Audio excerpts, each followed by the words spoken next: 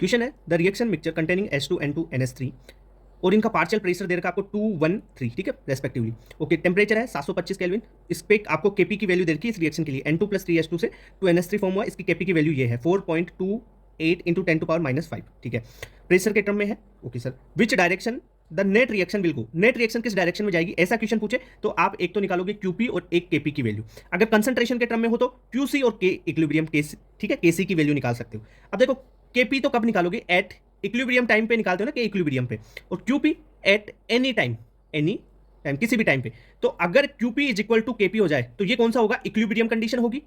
अगर यहां पे क्यूपी की वैल्यू ज्यादा हो जाए केपी से, क्यूपी ज्यादा हो गई तो रिएक्शन बैकवर्ड हो जाएगी।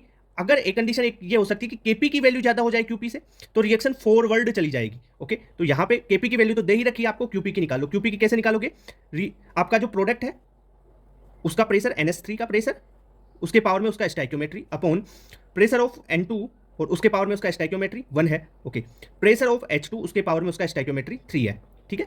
ओके, ये कर दो तो क्यूपी यहां से निकल के आएगा। NH3 का प्रेशर देखो 3 atm दे रखा है, 3 का स्क्वायर अपॉन N2 का लिए, N2 के लिए दे रखा है 1 का 1 पावर 1, और देखो जो H2 है उसके लिए दे रखा है 2, 2 की पावर 3। तो यहां से देखो 9 हो गया 3 स्क्वायर अपॉन 2 क्यूब, तो ये हो जाएगा 8। तो इसे क्यूपी को सोल्व करते हैं तो ये 9/8 तो यानी 1.125 आ जाएगा। तो यहां पे देखो जो क्यूपी है ये तो इतना है 1.125, और जो आपका केपी है ये है 4.28 इंटू 10⁻⁵।